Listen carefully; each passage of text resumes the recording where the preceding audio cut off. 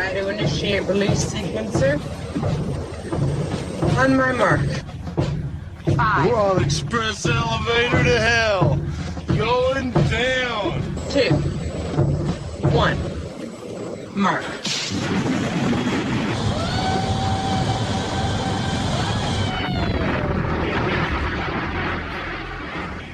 Hello everyone, my name is Mark, aka Derringer. Today is Sunday, September 29th, and you are listening to episode 228 of the Instant Action Podcast, your weekly source for Planetside news and information. As always, I'm brought to you by great listeners like you via the Support the Show tab on instantactionpodcast.com. So I'm nursing a bum knee after my soccer team has now gone 4-0 to start the season. We're actually rolling pretty hard. Pretty excited about that. But I can feel my age creeping up on me. Speaking of age, my birthday is right around the corner. You're probably listening to this week's show on the 30th. So you know my birthday is October 1st. So I will be turning 45 this year. And I know a lot of you are like, shit, Derringer's an old man.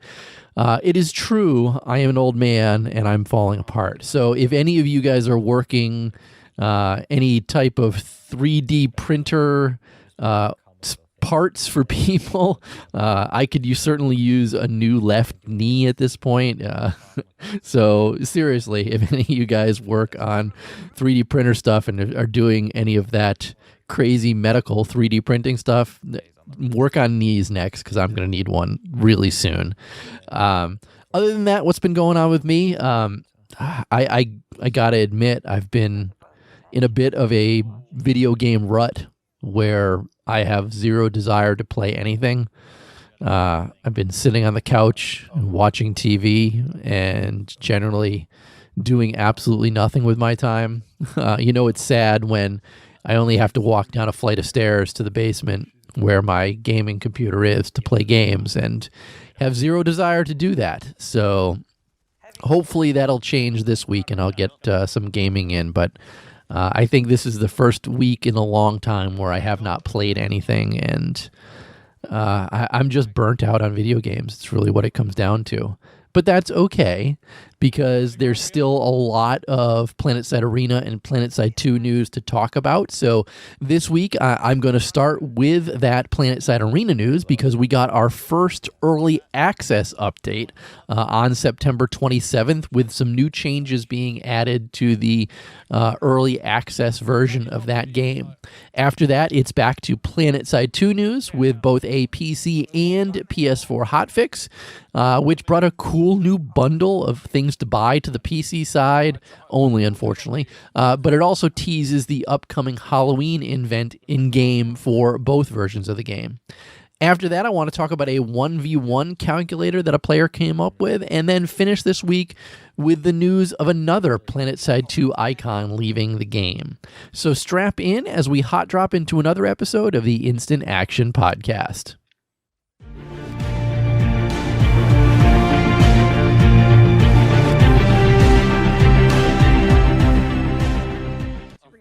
So first up, like I said, the Planetside Arena Early Access Update number 1 was released on the 25th to coincide with the global servers coming down on Friday the 27th for some maintenance. They definitely were down, and we definitely did get some changes to Planetside Arena. And this little early access update first had a nice little note from the dev team thanking everyone for all the feedback that they've been receiving over the past week. That even though they're only a few days into the early access itself, they're continuing to focus on refining the core game systems and overall stability as they work towards a first major feature and content update that we should be seeing actually pretty soon.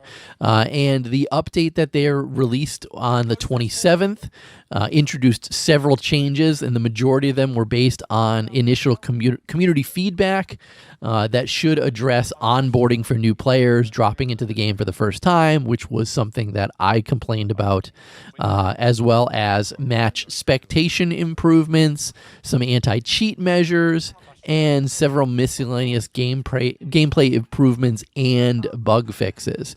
But the biggest addition to the game is the new NS0 mod crate, which they are allowing to only be acquired by using credits. And again, credits are earned in-game by playing matches and completing challenges. You cannot buy credits. And these are going to include 24 new mods to the game that can't be purchased with battle coins alone.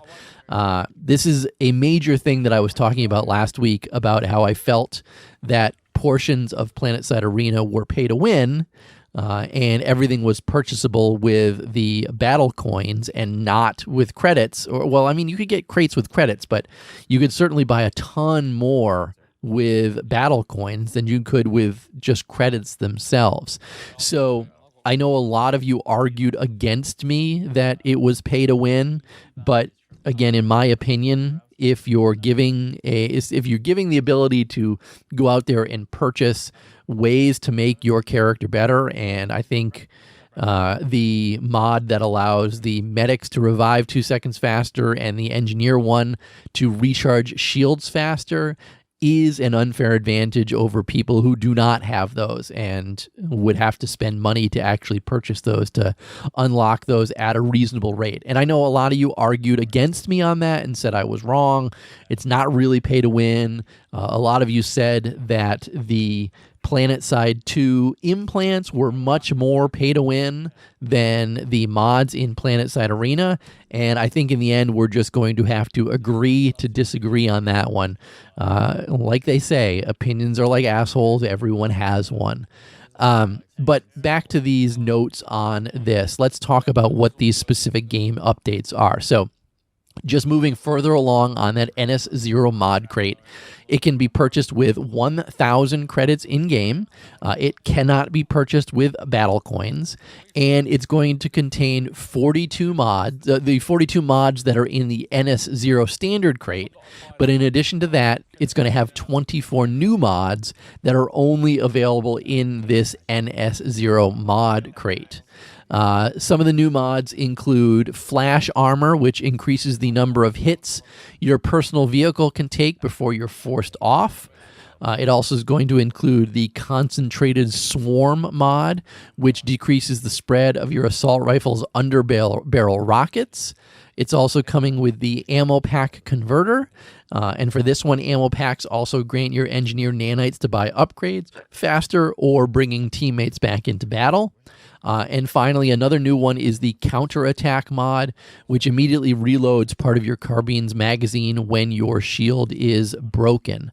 Again, I'm very happy to hear that they're throwing some mods in there that are only available to unlock with coins rather than having everything, with credits, rather than making everything unlockable with coins and giving people who want to throw money at this game an unfair advantage, again, in my opinion. Moving on, spectators can now also cycle through enemy players after their own group has been eliminated from the match. That could be interesting for some people. They also adjusted the Tempest collision damage, so it explodes less easily when colliding with objects in the world. I know I've been a victim of this one multiple times in game. My Tempest hits a tree and explodes, and I'm dead, and I don't know why. They also added some new messaging in the Bastion. That's the pre-match loading area, so to let players know when matches are going to start. They also added new messaging to let downed and spectating players know they can still be revived or respawned, which is a good thing because it'll allow people to stay in the game rather than just exiting the game once they've been killed.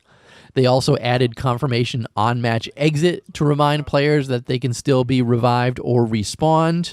Again, piggybacks on the previous one. They also moved some first-time event messages so that they're more apparent to new players. They also added new early game messaging to alert players to the impending pain field shrinking on them. They also added challenges to the escape menu, which is a big one because before you had to press either M or you had to go on your map screen to actually see them, and they were kind of just shoved off on the side. And then they also added some improved infraction logging to help catch and ban cheaters within the game itself. Personally, I've not run into any cheaters in my playing, but I know quite a few people have posted complaints about cheaters within the game itself. They also added some other bug fixes to the game itself. I'm going to talk about a few of these that are annoying, not all of them. And some of those include, and this is one I don't know a lot of people know. If you play Planetside 2, you can import your user options.ini file from Planetside to Planetside Arena. And carry over your information from one game to the next. That I think people might actually play around with that if they know that that's possible.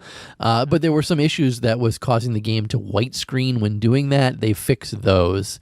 They also changed the assault's dash ability so that it now has a cooldown when it is used in the pain field. You used to be able to just keep popping it while you were in a pain field. The squad list no longer displays out of order when users load into the game. They should just display 1 to 12, and it was displaying like 2, 5, 3, 1, just in weird orders as they loaded in. They removed the currently unused autofill teams UI checkbox. I kind of wondered why that was even there. And they fixed a bunch of client crashes that were occurring for some players. I know a lot of people had complained that even after this update, there was a crash to desktop that was occurring. And I do know that they have fixed that as well. So if you stopped playing Friday immediately after the game was updated because of crashing to desktop, know that that has been fixed as well. So this is just the first update to the early access version of the game, and I do hope that more are coming based on feedback that people are giving. But a good start to see some changes coming pretty quickly to Planetside Arena. With that, let's move off of Planetside Arena news and move back to Planetside 2 news.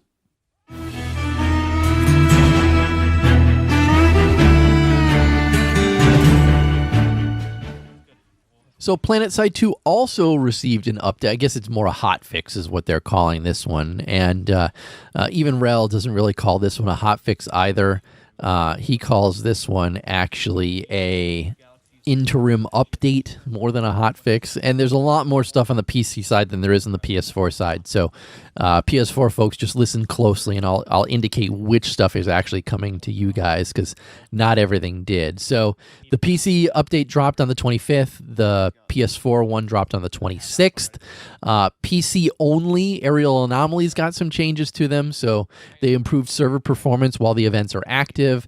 They lowered the buoys by 100 meters, and I think this is to allow skyguards to hit them easier. And they also changed the buoy deposit range to 200 meters. It used to be 150 meters. Some other miscellaneous fixes changes in addition on the PC side only. They fixed some issues related to faction balance queues. NSO characters will now get friendly fire warnings when firing on allied terminals. The Prowler has deploy and undeploy sound effects again. And the first loading screen tooltip should no longer just say Planetside 2 on it. And I know that's the biggest game-breaking change that we've had in a long time. But I know, I'm joking.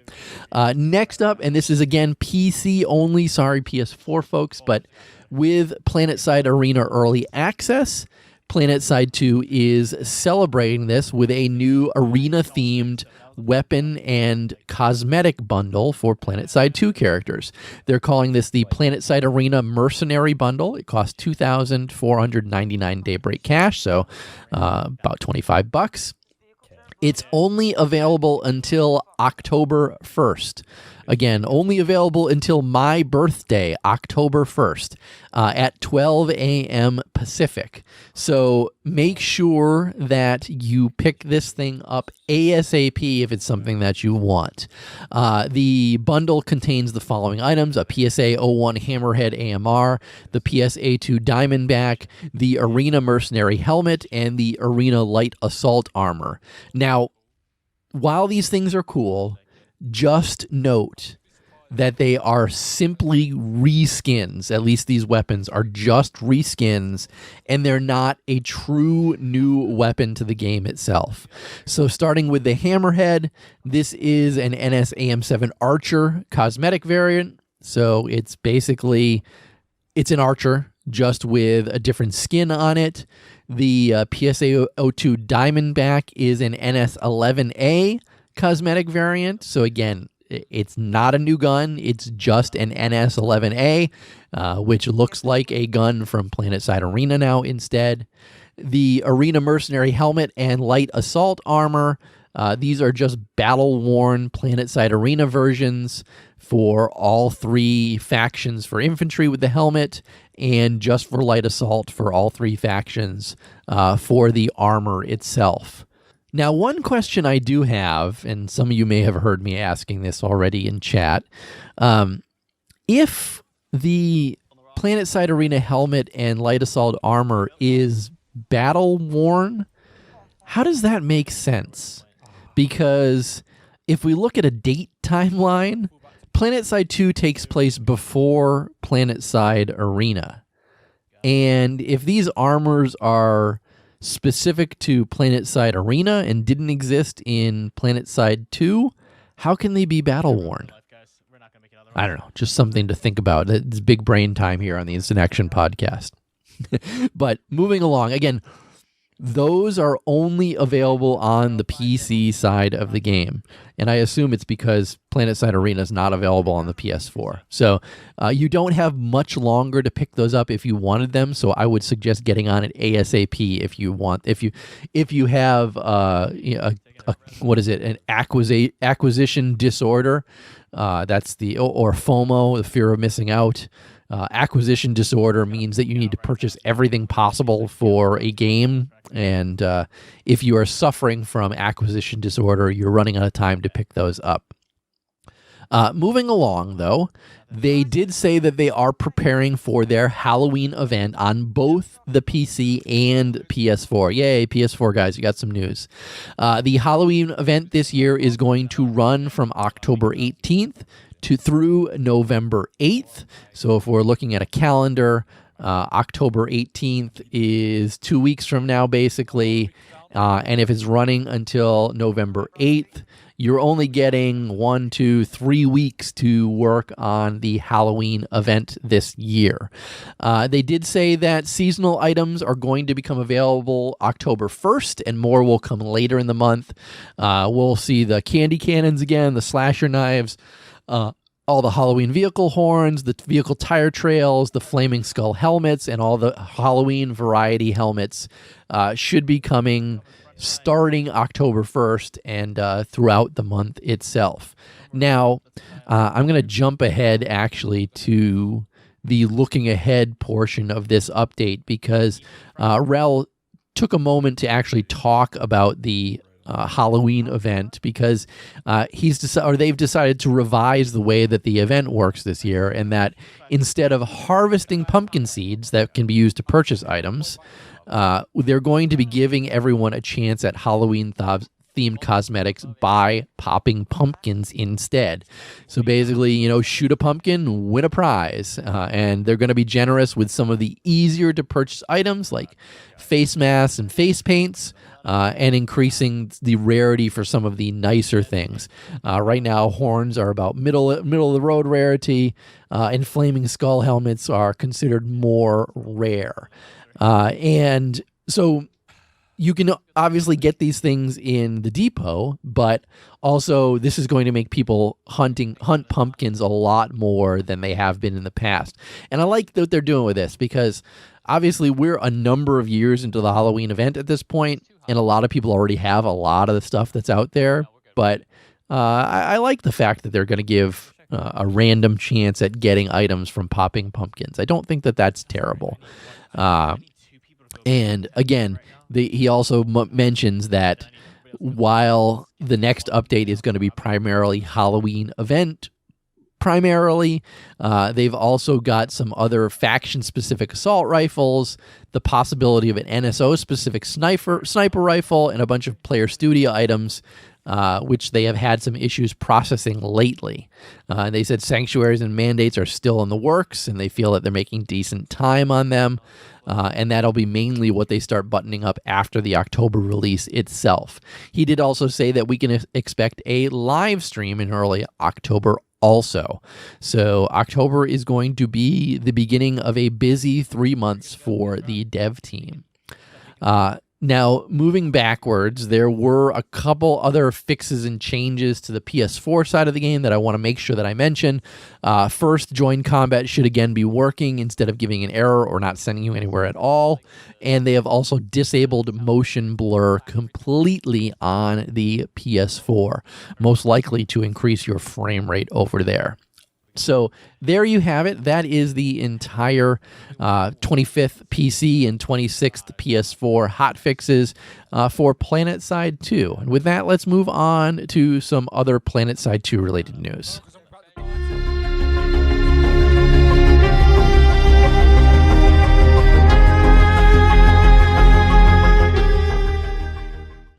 So like I said, next I want to talk about a time to kill calculator, or a 1v1 calculator that a Planetside 2 player named Bar, it's B4RR, I'm assuming it's Bar, has created to give you an idea of how two different weapons can kind of go up against each other, and also based on the health of each individual player.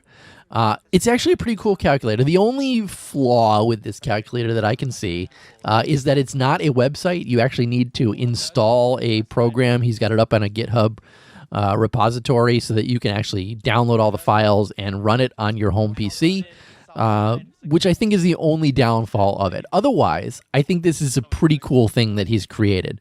So you basically get to select two different weapons, and it gives you the name of the weapon, the category of the weapon, its damage model, its rate of fire, its headshot multiplier, its magazine size, and its muzzle velocity.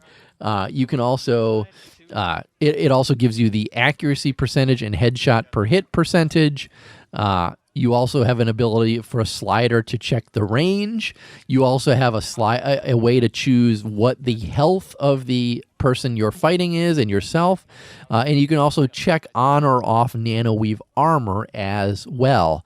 And then what he's done is provided a distribution curve of the probability of the time to kill based on both the left and right loadouts. And then it actually does, and that time to kill is in milliseconds. And then it also calculates what the potential win probabilities are of the two players. Like in the example that he puts together, he's got the NC6 Gauss Saw versus the T7 Mini Chain Gun. And he figures that with all the different variables that are plugged in, that the player with the Gauss Saw has a little bit of a higher expected kill rate than the T7 Mini Chain Gun guy. It's a pretty cool calculator. I'm not going to lie. I really like the time to kill distribution curve. I think that's one of the coolest parts of this thing. And I guess it says that there's a lot of calculations that go into that.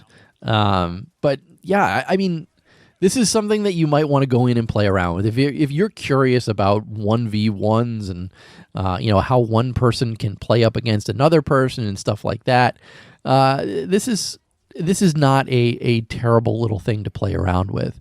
You should definitely go and install this on your PC if you were curious about stuff like that. I'll include a link to his Reddit post in this week's show notes. And obviously, you guys can go and download it there and play around with it. It looks like he's been talking back and forth with other people about potentially putting this up online so that people could check it out as well. And that's what I'd really love to see. There's a potential ability to host it on GitHub as a web server and let people play with it there. So keep your eyes peeled for that with some more information. But with that, let's move on to our fourth and final topic this week.